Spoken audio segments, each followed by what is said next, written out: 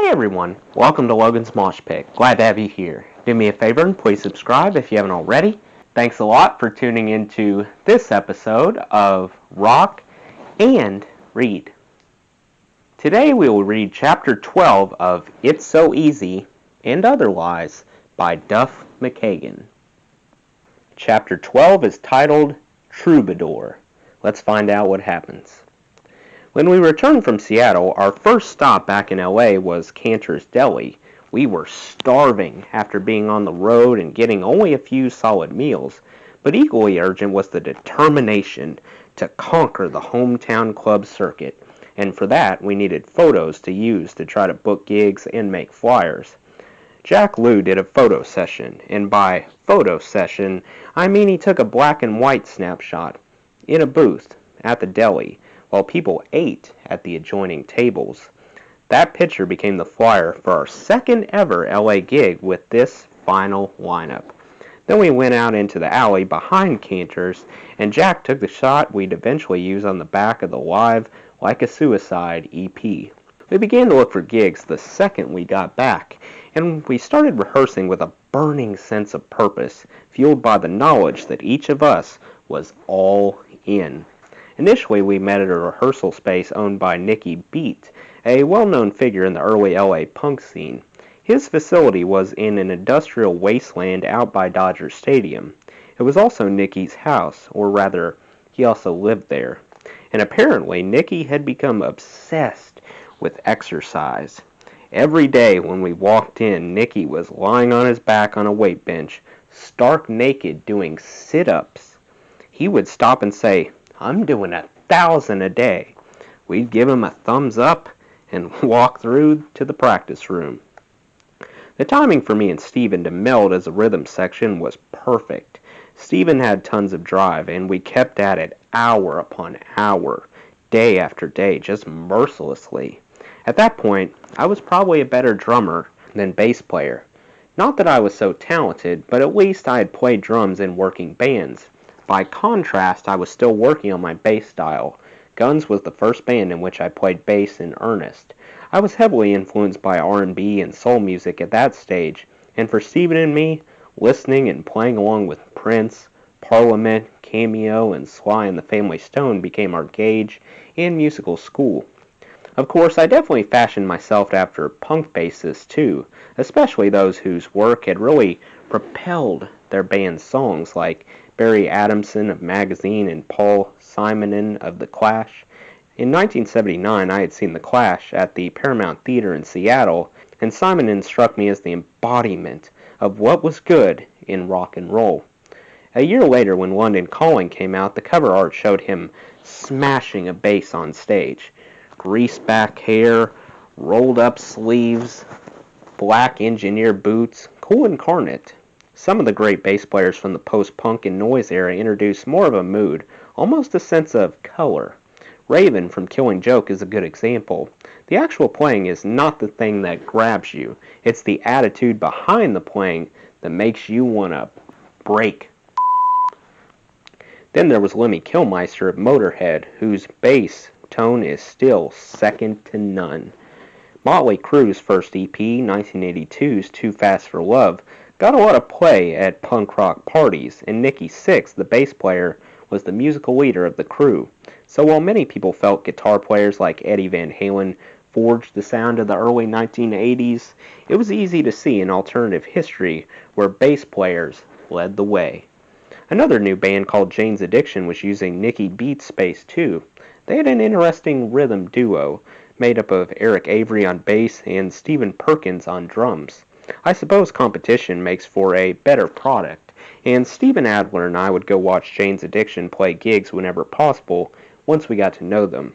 It made us better, and I think we made them better too.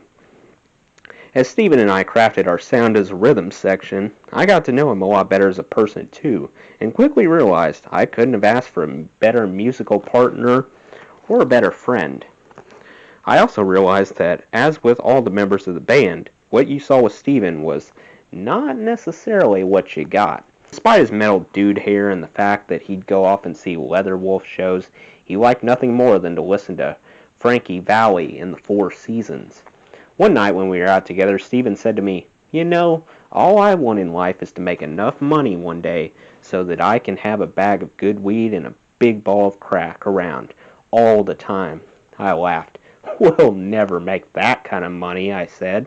"And besides," I thought to myself, "if we ever do, you'll look back at that dream as nothing more than a teenage joke."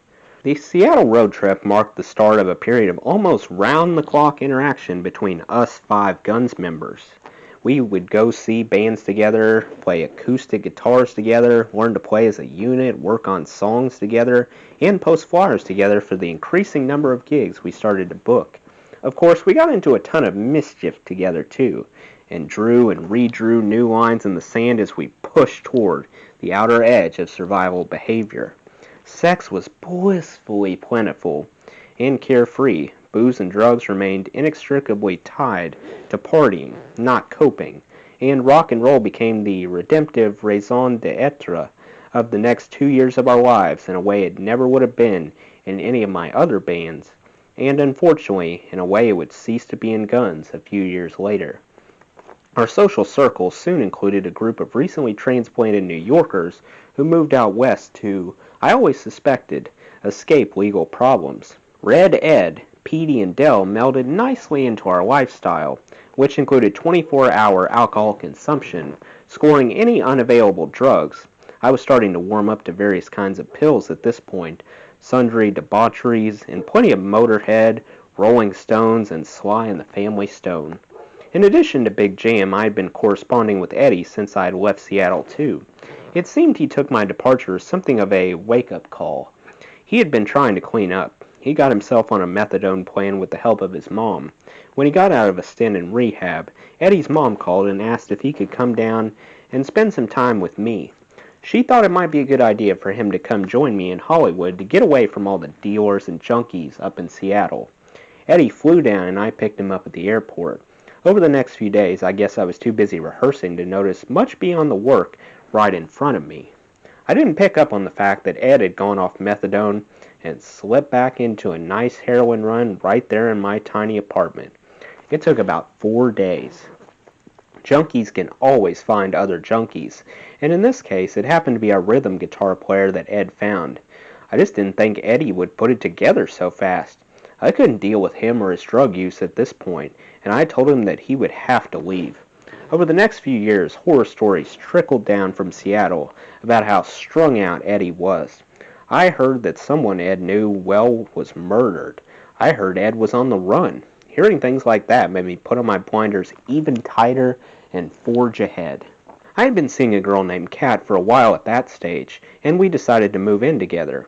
I moved out of Orchard Street to another ground floor place. They were always the cheapest, on El Cerrito, which I shared with her. The apartment was definitely a move up because of the cross streets, instead of being between Hollywood and Franklin. This building was half a block up the hill from Franklin. Lots of strippers lived on the block, but there were no longer hookers playing their trade outside my window, and I could leave my gear at home without constantly worrying it would get stolen. When Kat and I moved in there, I didn't have much more than a mattress. This little troll of a guy came out as I was moving in and helped me carry the few things I had. His name was West Arkeen, and he lived in the apartment next to ours. Turned out he was one of those guys studying at the Musicians Institute around the corner from my previous apartment. Wes was one tough mother. He was one funny mother. And he quickly became valuable not only for his friendship, but for his songwriting. He wasn't the type of guy who wanted to play in a band, but he was an incredible guitar player. He ended up writing songs with several of us. He had a hand in an unreleased song called Sentimental Movie, and in Yesterdays and The Garden, which eventually turned up on Use Your Illusion. All those songs were written there on El Cerrito together with various members of our band.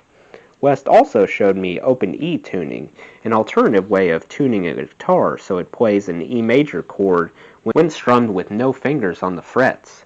That's why I got a songwriting credit on It's So Easy. Without open E tuning, that song wouldn't have happened.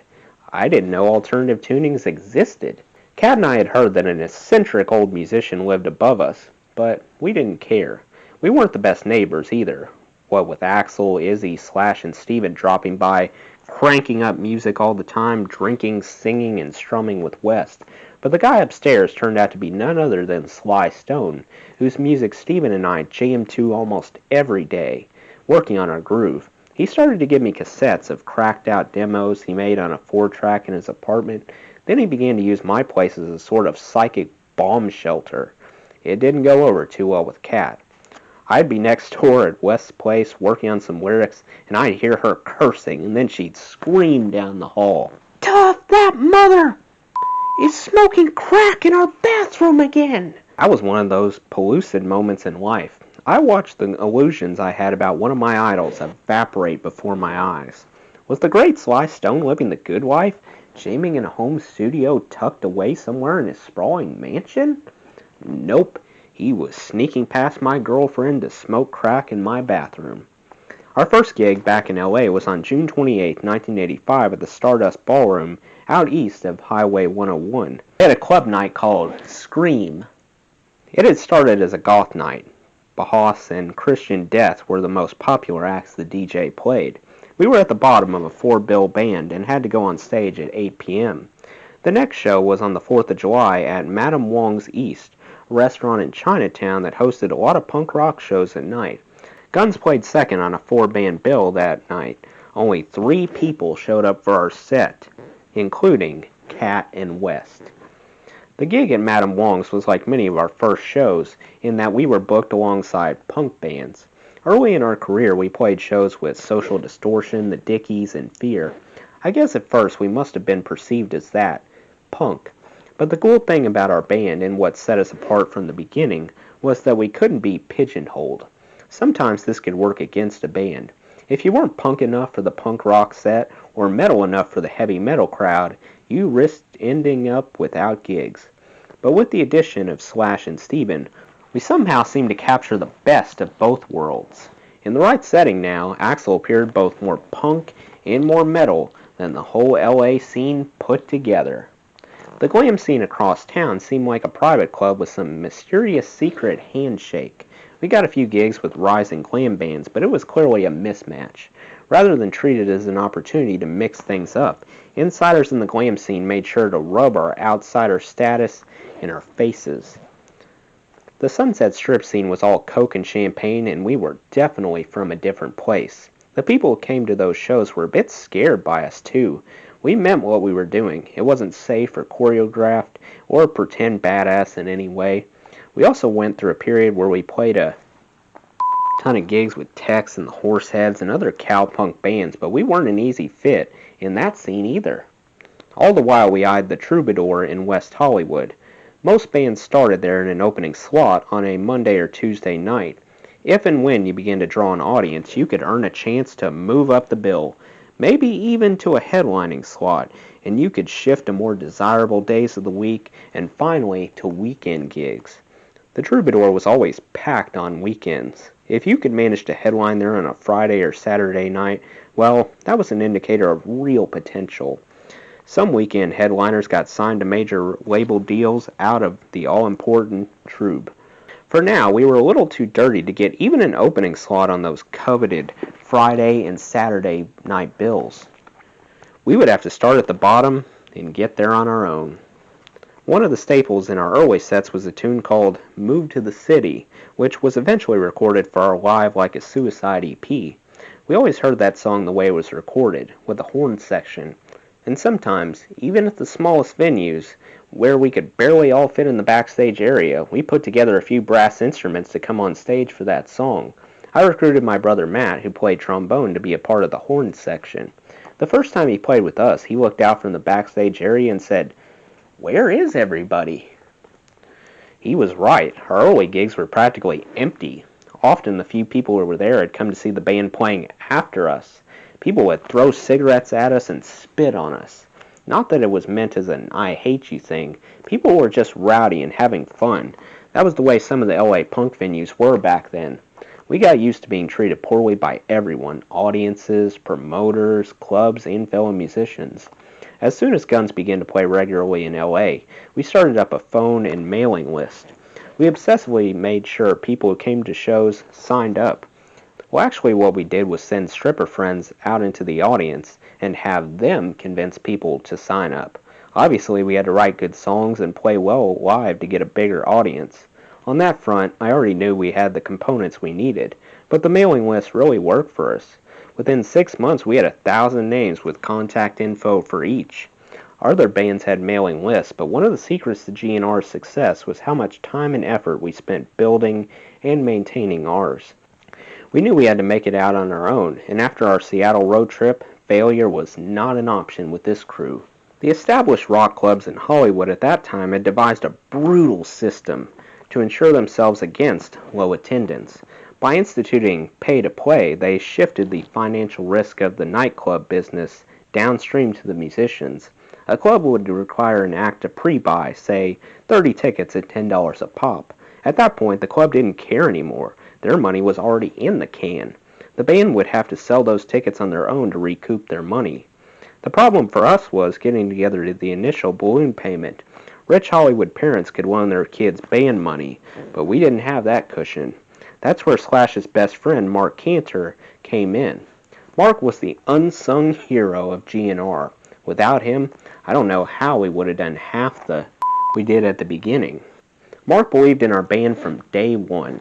His faith was such that in addition to photographing us, he was willing to front us the money to buy the tickets that allowed us to get shows in the pay-to-play clubs. We paid him back once we sold the tickets. We were relentless about calling the names on our list. At first we had to hustle really hard just to pay Mark back, but we grew our fan base faster as a result. As our mailing list expanded, it was easier and easier to sell tickets to our shows. Of course, we also had to borrow money from Mark to buy stamps. We made cool flyers, and in addition to sending them to people on our list, we posted them all over the city.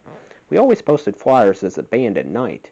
The first time I discovered Night Train 1 was on one of those epic nocturnal flyering campaigns, which was best accomplished while drinking from a brown paper bag. Afterward, I was happy to find that the liquor store around the corner from our storage space also stocked it. At $1.29 a bottle, Night Train instantly became a band staple. We started piecing together the song Night Train a week later, while rehearsing before another flyer posting outing. Soon we decided to rent a makeshift rehearsal space. Even though we would have to come up with a monthly nut of a few $100, we would save money versus paying by the hour at other rehearsal spaces. We rehearsed a lot of hours. We felt we were now on a roll, and scraping the money together at the beginning of each month would allow us a lot more freedom too. We could leave our gear set up all the time instead of having to tear it down for the next band the way we had to at the per-hour rehearsal places. Still, given our limited resources, we had to improvise. Half a block north of Sunset on Gardner was the mouth of a dead-end alley that ran east behind what was then the Guitar Center. Halfway down the alley, the slender lane opened into a tarmac lot behind a public elementary school. Along this lot, there were half a dozen doors to self-storage spaces used for various types of commerce. We found one for rent for $400 a month and knew it was our spot, even though we'd have to fudge a little bit about what we planned to do in there. Once we finally jumped through all the various hoops presented to us by the apprehensive landlord, we got the keys to our new rehearsal studio. If Orchard Street was ground zero of Guns N' Roses when Axl, Izzy, and I all lived there, the alleyway behind Gardner was where the whole thing came together. Once we had discovered we were a real band. We set up the garage-like 10 by 14 structure as our gang headquarters, a place to rehearse, party, and much of the time to spend the night. The storage space itself had a door and unadorned cinder block walls. There was no bathroom, but for $400 a month, who expected a bathroom? And anyway, there was a latrine in the parking lot. There was also no AC or heat, but there was electricity, and we could make noise 24 hours a day. We raided a nearby construction site for some 2x4s and plywood that we used to install a ramshackle loft in our tiny new home. The loft added some dimension and much-needed sleeping space to the room. If you were to walk in the door, everything in the room would be to your left. First there was my bass amp, then Izzy's Marshall half-stack, then Steven's drums, and then Slash's guitar rig. This is also how we would set up on stage for each and every gig until Izzy left in 1991. Our gear was all very old and beat up with the vinyl covers shredding off the cabinets and all, but in this room, our gear sounded magical, clear, and huge. We did not have a PA for Axel, so we basically improvised and made do. And there's a photo out there somewhere that shows Axel screaming into my ear at the Gardner space. This was the only way that he could get his idea across in that setting. Among the benefits of playing shows as frequently as possible was that it offered us our only chance to hear what Axel was singing.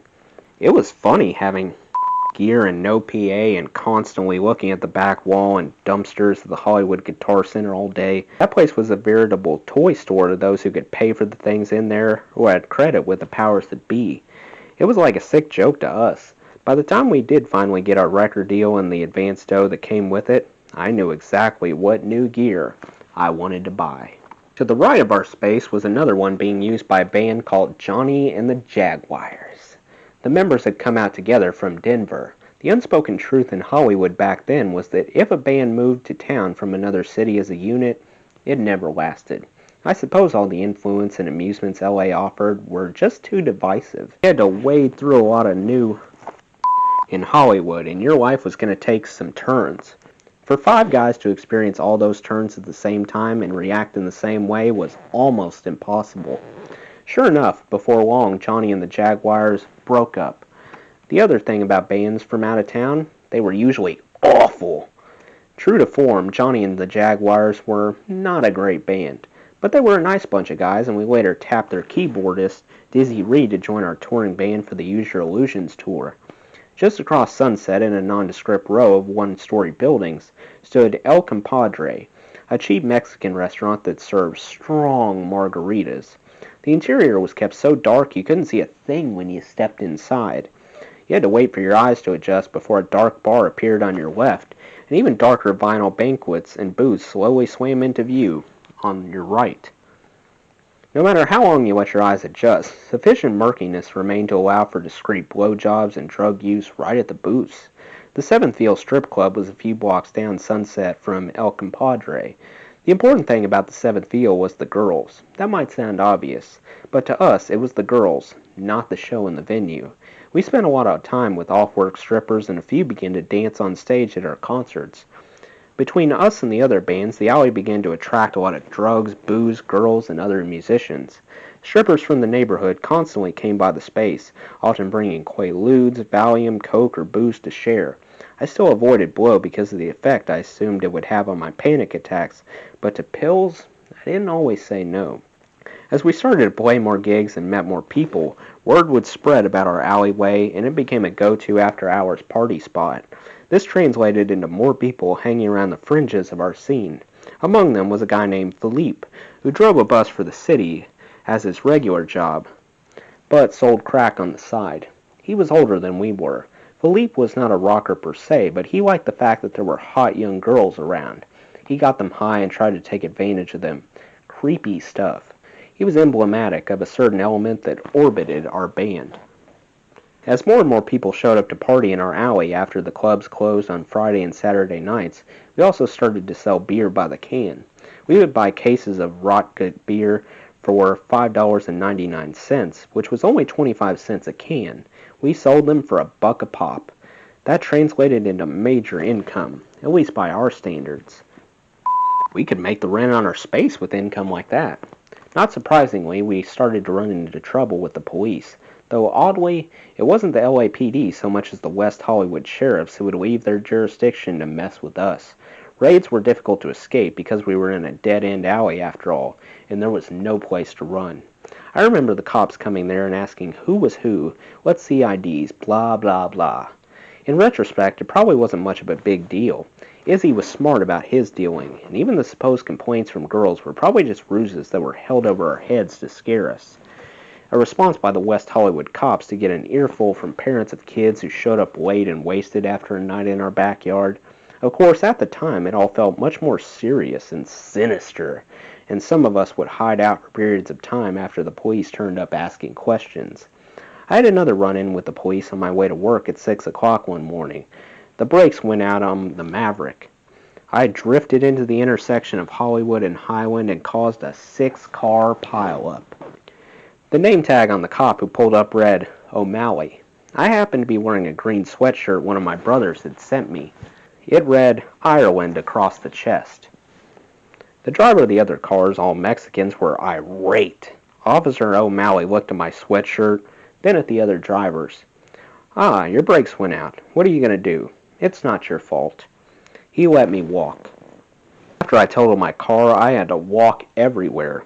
Hollywood's system of alleyways offered places to seal shady business deals, to hide out, or to pass out, and a lot of places for skeezy mother to come out of. Of course, now that we had our back alley headquarters, we felt as though we were those mother.